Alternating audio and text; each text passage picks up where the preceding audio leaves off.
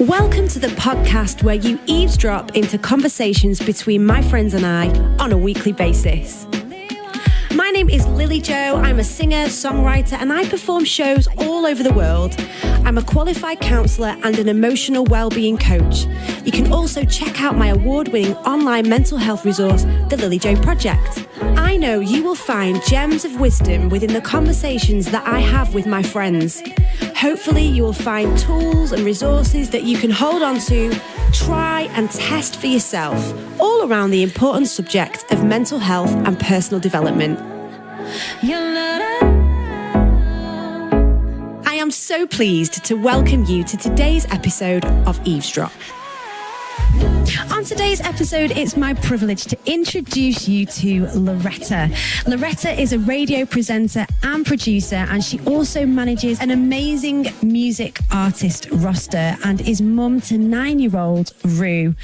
Loretta, welcome to Eavesdrop. Thank you so much. Thanks for having me. It's so good that you agreed to be in conversation with me. I'm so excited because I know you have lots of nuggets and gems of wisdom to share with the listeners. I don't know about that, but I'll try. I know you do. So Loretta is actually a twin, and that's so exciting to me. And it has been said that I look a little bit like Loretta and her beautiful sister, Tasha, and I like to think of myself as the long-lost triplet. So what is it like to be a twin? I actually really love being a twin. I think people ask us this a lot, and sometimes I think they think I'm going to say, oh, I don't really notice, but I do really enjoy it. My sister's my best friend. She's definitely got my back and has always had my back. And I just, it's amazing to have somebody who you know completely knows how you think and feel in any given situation, and wow. She definitely does that. So yeah, I love it. That's so cool. And so have you had any freaky twin moments? We have actually. So we've had, I was going to say one that's a bit gross. No, tell us the gross one. We need to keep it real. I don't know whether to or not. Go on. Shall I say it? Yeah. You can maybe edit it out. Okay, please do. No, I don't think I should say it. I don't want people to think about my boobs. Oh, come on. Okay. No, I'll tell you off mic after. Okay. Any other stories of freaky twin behaviour? Yeah. So whenever one of us feel like just think about the other one very intensely, suddenly we were always called just in case. And sometimes it's been, no, I'm fine. But not long ago, actually, my sister texted me and said, are you okay? And I was like, no, I'm not actually. And something had just happened where I really wasn't okay that morning, and I'd not seen her. And the funny thing is, she said she woke up that morning having had a dream that I wasn't okay. And then she'd forgotten, and it had come to mind at that point. And so that, and then a more lighthearted one is that we have often for other people exactly the same birthday card. So even when we were living in different cities and posted my dad a birthday card quite a few years in a row. Wow. Out of all the shops and all the cards, we would choose the same one. And that's amazing. This year, in fact, we bought each other the same birthday card as well. No way. But, I mean, you could argue that's just because you know somebody really well, but it is a bit weird. I would absolutely love to have a twin sister, or I would love to have twins of my own. Yeah, I think you're crazy. I'm happy to be a twin, but having twins and everything that comes with that, two babies needing you at the same time, I don't think I could cope with that. Yeah, I think I'd just be really interested in the psychology of them, and I'd want to just sit and watch them all the time and like learn from them and study them and like submit them into science experiments and stuff. What is weird about being a twin is we're very, very close, but you have, it sounds like a weird, almost a contradiction, but we've got as many similarities as we've got differences. So there's so many things where we're really the same, but we do have our differences. I'm really into personality profiling and psychology, and I don't know if you've heard of the Enneagram, but my sister's an Enneagram 2, and I'm an Enneagram 8. Right. So very different, yet we're twins, and we have got similar personalities, but how we come out on that is always quite different. That's so interesting, because we are all unique, aren't we? We are all kind of unique, and we have our own character traits and flaws and experiences, like even things like love languages. Like I was talking to another guest on the show about this, and do you girls have the same love language? That's a really good question. I don't know if we do, you know. What's yours and what's hers? Do you know that? I think mine is quality time. Mm-hmm. I think hers is probably acts of service. Because you know how often the way we express it is our own one. Mm-hmm. And she definitely is acts of service. She's always doing things for you and others to show love, but she also wants that in return. Yeah. So when you look after her children, she's like, yes, she loves me. Yeah. So, and just little things to make her life easier, that she's always doing things like that for people. How can I do this? Like, if I've been away, I just tidied your house because I knew you wouldn't want to come home to it. A messy house, little things like that, lovely. which I would never think of doing. But I would more go, I'm going to take you out for the day. Or yes, let's have like coffee to buy or people wine gifts as well, like little, not expensive, elaborate gifts, but little things that are well thought out that show someone that I've really thought about what would make them happy or what they like. So I think that's one of mine as well. Yeah. Oh, I love the 5 love languages. And I'll put a link in the description box below with how to take the love languages test and the book that we're talking about. It's Gary Chapman, isn't it? That's it, yeah. Yeah. Cool. So obviously on Eavesdrop, we like to talk about deep and meaningful topics, and we like to kind of delve into those vulnerable places. And I know that, Loretta, you've been through some really hard experiences over the last decade. And I wondered if you'd be willing to share a little bit of that with the listeners today. Yeah, sure. I mean, in some ways, I was thinking about this, and it's a big deal to me because it's happened to me, but we all go through difficulties and through pain, and nobody has a monopoly on pain. But the thing about pain and difficulties is they shape us. And the question is how we let it shape us and whether we can either learn from it. Sometimes there's not anything to learn. Sometimes just life's just really crap. But sometimes we can decide whether it becomes who we are and becomes our narrative and our story. And that's something I've been really keen to work through. So the biggest thing that's happened to me over the last 10 years is that I got divorced, and we're just around my son's first birthday is when it really broke down. So, you know, it is a trying time when you have children. I think it does test relationships, but I think there were issues there in the relationship beforehand. But I'd put off being a parent for many years because of my own fears, but also I think deep down I wondered whether the relationship could handle it. I had lots of fears about being a parent, and I think one of my biggest fears was to end up as a single parent because I'd seen my mum struggle through that, and it felt like all of my fears happened very quickly, all in succession. I'd struggled with depression in the past, and I was really concerned that I would have postnatal depression when I had my son. And the amazing surprise was I actually didn't. Okay. And it's funny because when I look back at that first year, it was the worst year of my life and the best year of my life at the same time, if that's possible. Because I really expected parenthood to be horrible, actually. Like, so you know how lots of people have, it's going to be, I really want a baby, it's going to be so nice. And they have all the romantic thing and it gets shattered because it's really hard. I was the opposite. I was like, it's going to be awful. I'm not going to sleep. I'm going to hate myself. I'm going to have postnatal depression. And when I felt this rush of love for this little boy when he was born, and I actually found some of it very natural, and I thought I'd be such an unnatural mother. I really didn't think I was mother material. So there was these beautiful things that were being awakened and that I was discovering at the same time that this other important thing in my life was falling apart. So I remember it being so shocked and amazed at motherhood, and then at the same time having my life fall apart and everything that I held stable, and everything came into question like it does when you become a parent. You can for a while lose your sense of who you are as a woman and as a person even, and then your identity of being a married woman, and you have an idea of how your life's going to be. Obviously most people, all people, I think, when they get married, they hope that that will be a relationship that lasts and that it will be someone they grow old with. So to have all of these things happen all at once, I just remember just being so low and just looking out and not feeling like I had anything to look forward to, just seeing like this abyss of darkness just stretched out in front of me, and just not really knowing, not wanting to experience anything that I felt like I had to preserve myself and just survive, particularly for my son. So I shut down on every area. Some of it subconsciously, some of it consciously. And I was on antidepressants for just under a year. And I just remember feeling numb in every way to most things. Wow. Yeah, that feels quite terrifying, actually, to look out onto your life and be like, I just see a black abyss. I feel like, that's scary. So how did you come out of that? How did you come out of the other side? How did you I'm just imagining you journeying through this black, dark tunnel, and then slowly but surely you just see a tiny glimmer of light, and then the light gets brighter and brighter and brighter. Was it a bit like that? And how did that happen? Yeah, I felt like I was in the tunnel for a long time. And in that, I was just blindly walking. And I remember each day, it was like, just put one foot in front of the other. So that's how I coped with it in the immediate. Yeah. Just, I'd hear my baby through the monitor. It was 5 a.m, as he usually got up really early.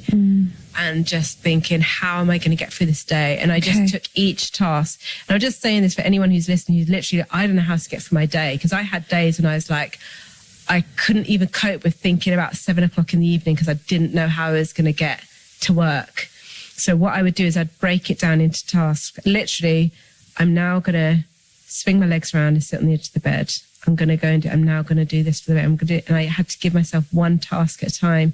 I'd come into work, I'd go in the toilets, have a little cry, go, I'm now going to walk up the stairs. And literally I had to take each thing one by one, each task to get through. And I think in that dark tunnel, there was blindly walking, but walking, just keep moving rather than laying down. But also my friends guided me through the darkness. So where I couldn't see, they would have their shoulder on me and just guide me through. And that wasn't in. That's beautiful. They didn't tell me what to do because there were no answers. There often aren't any answers or the right things to say. Sometimes it would be they're just saying, this is really horrible, isn't it? But I'm next to you, I'm here. And that's what I needed, to give me permission to be able to feel what I felt and to be authentic in that. And then to be really practical, from buying me shopping when I didn't have any money to looking after my son for a couple of hours so I could sleep. Just little things like that. That's so amazing to hear that there are people out there that can be that kind. Yeah. What an amazing circle of friends you had. So Loretta's friends, well done. That's incredible. I was surprised at the friends that I lost during that time because it was just too difficult for them, and I don't judge them for it. But I was also surprised at those who stepped up. But one thing's sure, when you go through difficulties and very public ones, you find out who your friends are, your friends who will really stick by you through it, through thick and thin.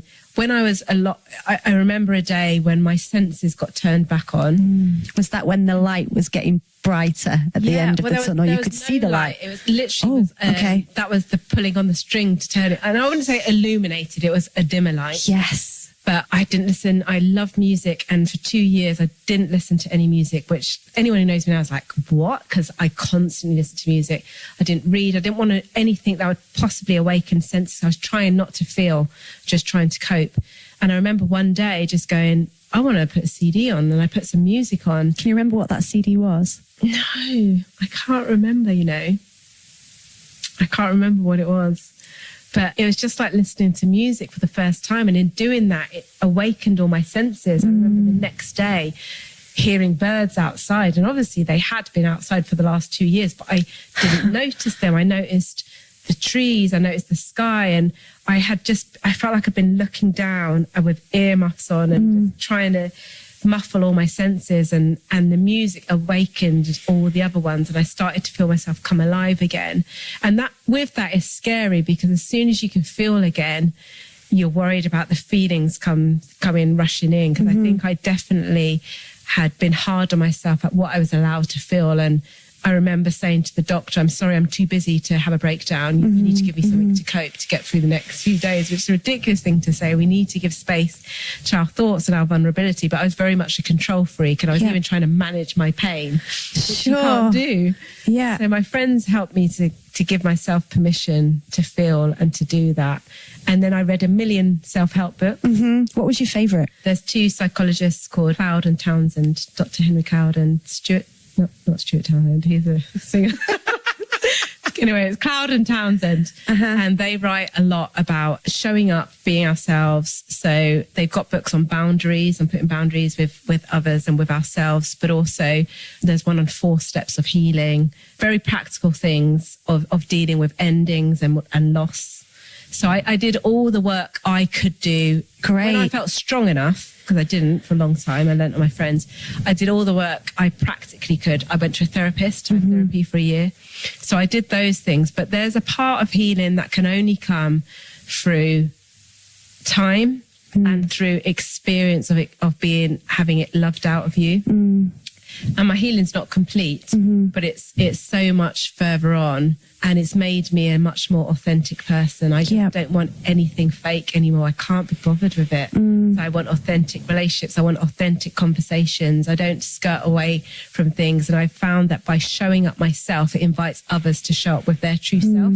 And we so need that. That's we crave amazing. it. As soon as someone's fake, we feel we're fake back because we think, oh, this is clearly not a safe place to be myself. Sure. But it takes for one person to be vulnerable. And we have to be careful who we do that with. I still have my 5 girlfriends who know everything, the good, the bad and the ugly. But I do try and challenge myself to show up for people, to give them permission to as well. That is so incredible. And I know there's loads there for people to kind of take hold of and learn from.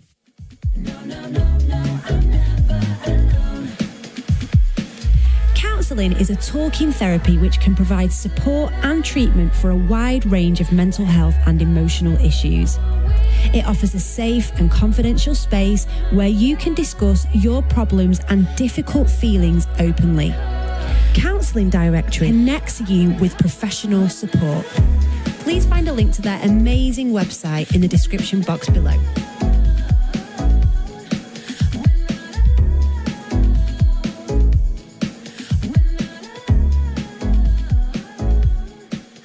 So what would you say to the single mum out there who might be listening today, who is in the middle of that tunnel, is going through the numbness? What maybe words of advice or hope could you give to them?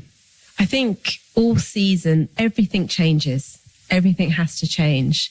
And when I couldn't see any hope, I know you only have to look at nature. Great. You only have to look at anything to know that nothing stays the same.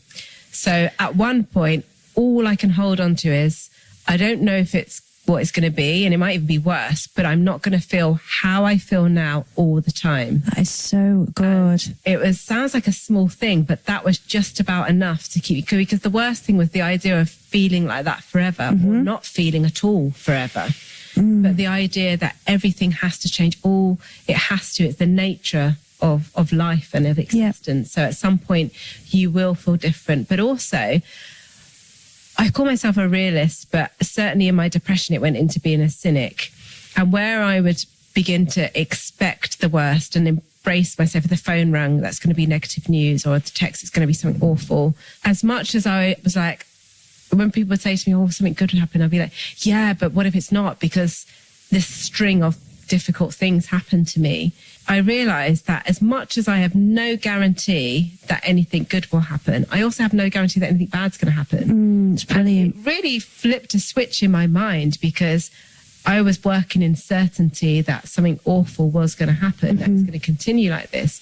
In as much as unexpected bad things can happen, unexpected good things can happen. Yeah. And along the way, there have been some unexpected good things, little gifts and things that you can hold on to.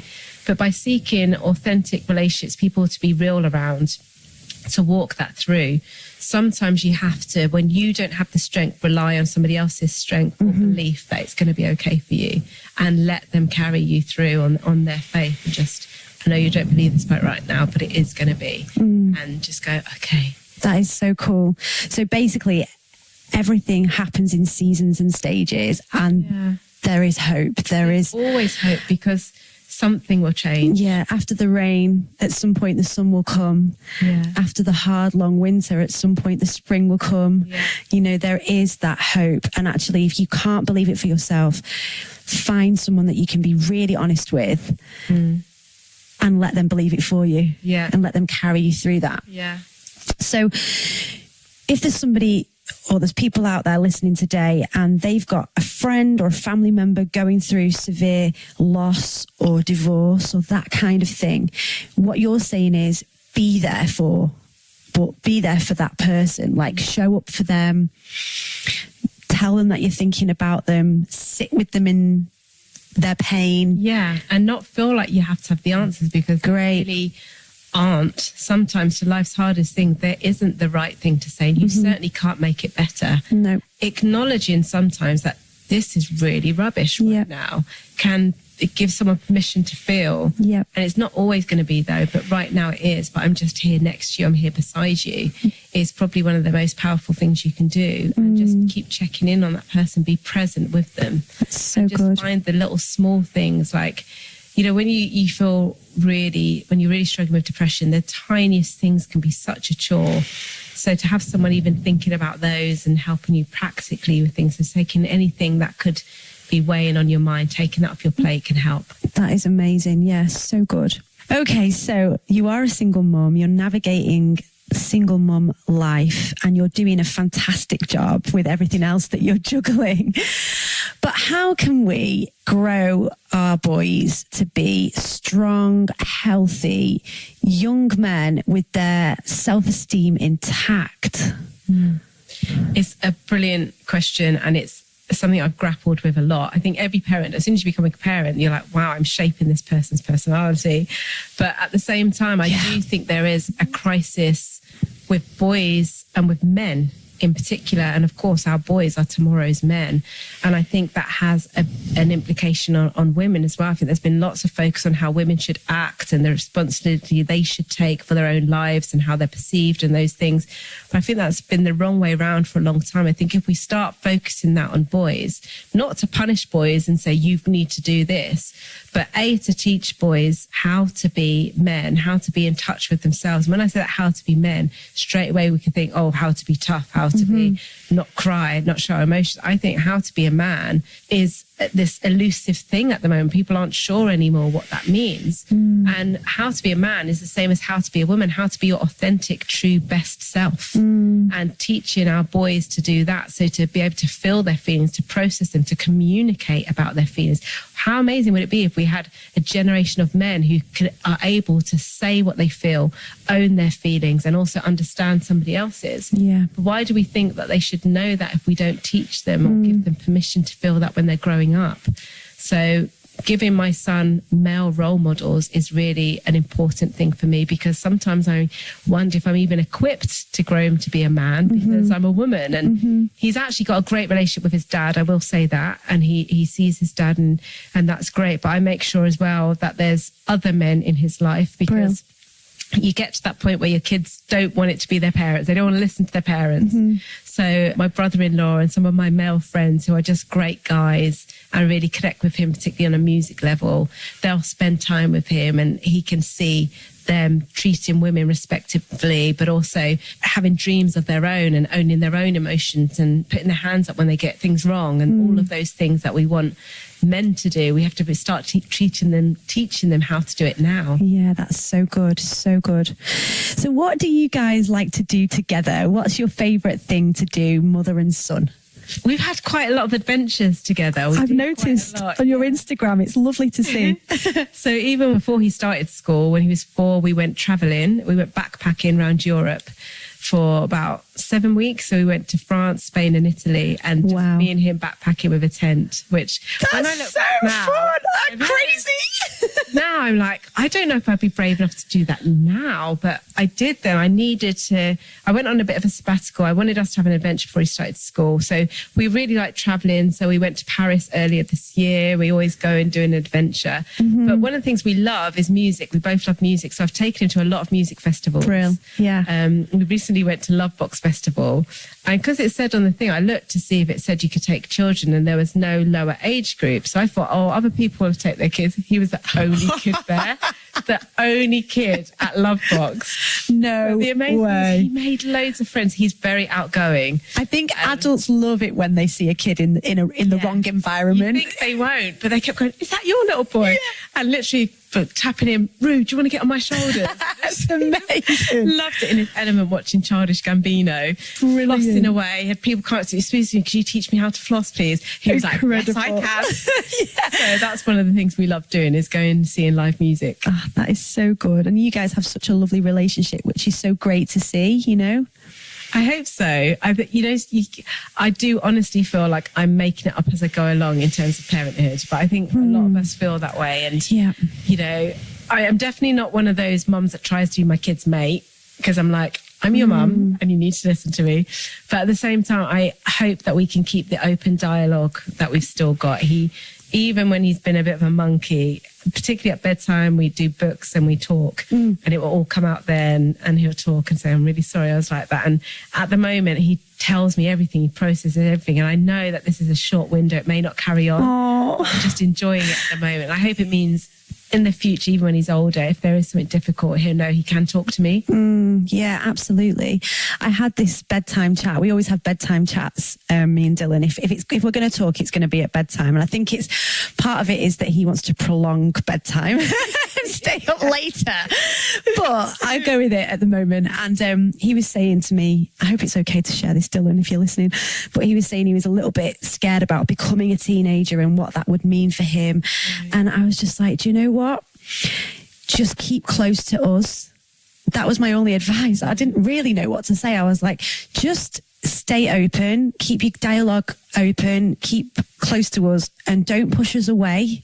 Because I think when you start to push us away, that's when it could go wrong. But actually, we've been there and we love you and we've always been there for you. So we're not going to leave you now. So even though you feel scared and you don't know what's ahead, and I think there is a lot of scaremongering, like your body will start to do this. And it's like, I have no control of what's going on. But actually, just keep talking to us, stay open, and we'll get you through it. We won't fail you. This is why I ask you for parenting advice. That's so good. But, like you said, I'm just making it up in the moment. I don't know really what to do or say. I've never raised a boy before, It's all first time. You don't really get a second shot at it. It's hard, isn't it? And I joked before that, I just hope I'm not messing up too much so we'll be in therapy at 30. But like you've said often, we all need that. We all need therapy. And I'm an advocate for people talking things through and working things through. So be it. Yeah, so be it. And actually, if he is in therapy, it means that he's talking about it and he's not bottling it up. So that's a good thing. So if people want to follow you on Twitter or Instagram, where can we find you? So I probably use Instagram the most, and it's at Loretta Andrews. Great. And Twitter is at @Lor_Andrews. And you can find links through there to the radio station and the music management and stuff I do as well. Okay, fantastic. Well, it's been so lovely to speak to you, and I don't want to keep you for any longer. Thank you for sharing your time with me, and thank you for sharing your wisdom with us. And I know that this conversation is going to help and inspire lots of people. And so thank you so much. You're welcome. Thanks for listening. I hope you enjoyed today's episode. If you did, please be sure to subscribe, and if you're feeling generous, why not share with your friends? Please check the description box below for extra links and further information to some of the topics discussed in today's episode. Also, you'll find information about what's coming next. For further information, top tips and advice on all kinds of mental health issues, including low mood, anxiety, self-harm, eating disorders and more, please do check out www.thelilyjoproject.com. You can find my music across all digital platforms, including Spotify and iTunes. See you next time.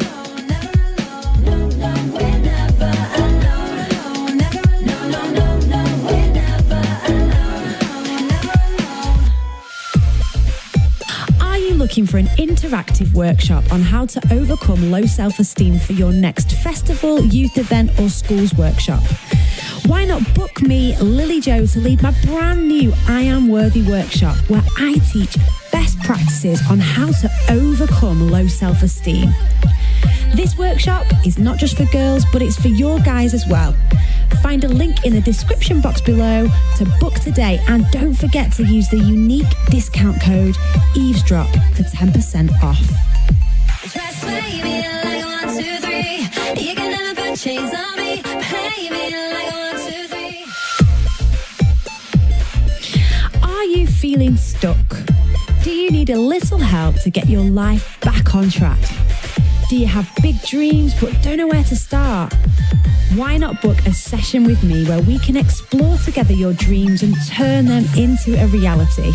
I offer life coaching to individuals through my unstoppable life coaching business. Why not find a link in the description box below and book today? And don't forget to use the unique discount code Eavesdrop for an extra 10% off. Dress baby